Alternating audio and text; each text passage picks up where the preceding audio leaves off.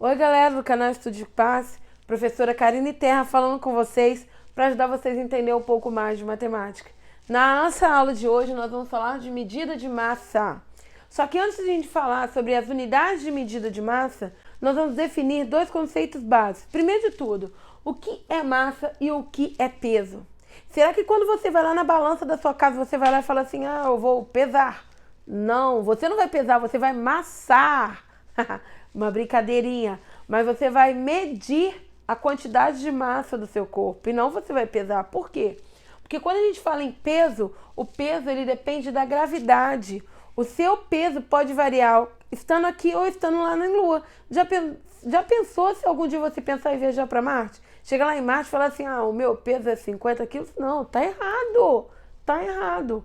A sua massa pode ser essa. Massa é quando a gente vai lá na balança e vai mensurar a quantidade de matéria que tem no nosso corpo. Então, às vezes, igual eu, tô com uma quantidade um pouquinho maior, né, do que o convencional. E existem pessoas com quantidade um pouquinho menor. Então, gente, na nossa aula de hoje, nós vamos dar continuidade sobre as unidades de medida de massa. Então, vamos falar sobre essas unidades.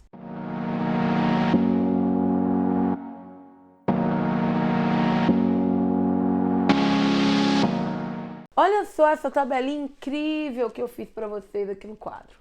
Essa tabelinha aqui está mostrando para vocês as unidades múltiplos e submúltiplos da unidade de medida de massa.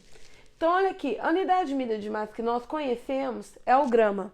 Quando você vai juntando de 10 em 10 unidades de grama, você vai fazendo uma unidade maior. Por exemplo, tem uma brincadeira que eu faço às vezes com os alunos para poder entender um pouco, é a brincadeira do 10 não pode. A partir juntou 10, formou o próximo, juntou 10, formou o próximo. Então não posso ter 10 naquela casa. Então quer dizer que eu não posso ter 10 na casa do grama. Então a partir do momento que eu tenho 10 para cá, eu formei uma unidade acima, que é um múltiplo do grama. E esse primeiro aqui é o múltiplo decagrama, tá? Juntei 10 decagramas, eu formei um hectograma. Juntei 10 hectogramas, eu formei 1 quilograma, que é o que você vai no mercado, vou lá e fala assim, me dá 2 quilos de carne. Então, é isso aqui, ó. É a mesma coisa que 1000 gramas. Por que é a mesma coisa que 1000 gramas? Observa só, se eu colocar o número 1 aqui, falar 1 quilo, 1 quilo é a mesma coisa aqui, ó.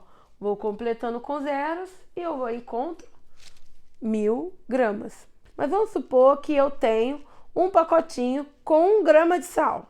E eu quero dividir esse 1 grama de sal em 10 partes.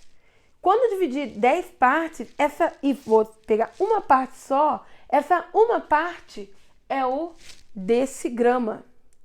Vamos supor que eu vou fazer a mesma coisa, vou pegar um decigrama e dividir de novo em 10 partes. Eu vou ter 1 centigrama. E vou dividir de novo esses centigramas em 10 partes. Eu vou ter 1 miligrama. O que eu tenho que entender? Que 1 miligrama é a mesma coisa que 1 grama dividido em 1000 partes. Observa o seguinte. Se eu tenho 1 grama é a mesma coisa que 10 decagramas. 1 grama é a mesma coisa que 100 centigramas. 1 grama é a mesma coisa que 1000 miligramas. Então, quer dizer que se eu quero encontrar quanto que é em relação ao miligrama, 1 miligrama é o grama dividido por 1000 pedacinhos, ok? Então, vamos pensar assim, eu quero transformar um valor em outra unidade. Por exemplo, eu tenho 5 hectogramas e quero transformar esse hectograma em decigrama. Esse primeiro exemplo eu vou dar com unidades que não são tão convencionais de nós usarmos, porque as convencionais são o quê? Quilograma, o grama e o miligrama, né? O miligrama também nós utilizamos bastante no nosso dia a dia. Mas vamos supor que eu tenho 5 hectogramas e quero transformar em decigrama. O que eu vou ter que fazer? Eu tenho 5 hectogramas e tem que chegar até o decigrama. Então eu vou completando com 0. Achei o decigrama. Então quer dizer que 5 hectogramas é igual a 5.000 decigramas. Agora vamos pensar numa situação ao contrário. Eu tenho um tamanho menor para o maior. Eu tenho 100 centigramas e quero transformar em decagrama. Então, ó, 100 centigramas, eu vou fazer o quê? Eu vou começar a escrever de trás para frente. Lembrando que eu falei lá no início que 10 não pode? Então, se 10 não pode, o 100 não pode ficar todos os algarismos na casinha do centigrama. Mas como eu sei que eu quero trabalhar com centigrama, o último algarismo tem que ficar aqui. Então, ó, 100 centigramas, vou transformar em decagrama. Acrescento mais um 0 e como nós já conhecemos os números decimais, eu vou colocar a vírgula aqui. Eu tenho que entender que 100 centigramas é a mesma coisa que 0,1 decagrama. A vírgula, agora nessa situação, é quem comanda qual é o múltiplo ou submúltiplo que eu estou trabalhando. E mais 2 últimos exemplos que eu vou passar para vocês. Eu quero transformar 5,13 gramas, então observa só, 5, a vírgula, né? Ela vai mostrar a parte inteira que me interessa, ó. 5, né? Tá na casa do grama, porque eu tô falando que são 5,13 gramas. Então, o 5, que é a parte inteira, vai ficar na casa do grama. Eu quero transformar em centigrama.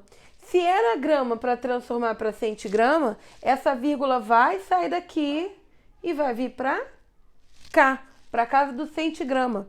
Então, quer dizer que 5,13 gramas virou 513 centigramas, ok? Vamos para o nosso último exemplo. Eu tenho 246 gramas e quero transformar em quilograma. Só para a gente lembrar, 246 ele está inteiro. Então, o 6 vai vir para cá, o 4 e o 2, tá? Então, vou transformar 246 em quilograma. Ele era grama, né? E vai transformar em quilograma. Então, eu vou vir com 0, vírgula aqui. Então, quer dizer que 246 gramas é a mesma coisa que 0,246 quilogramas. Eu espero que vocês tenham entendido e não esqueça de comentar, hein? Se tiver alguma dúvida. E a gente terminou nossa aula de hoje. Muito obrigada. Não esqueçam de curtir a nossa aula e se inscrever no nosso canal. Até a próxima. Tchau, tchau.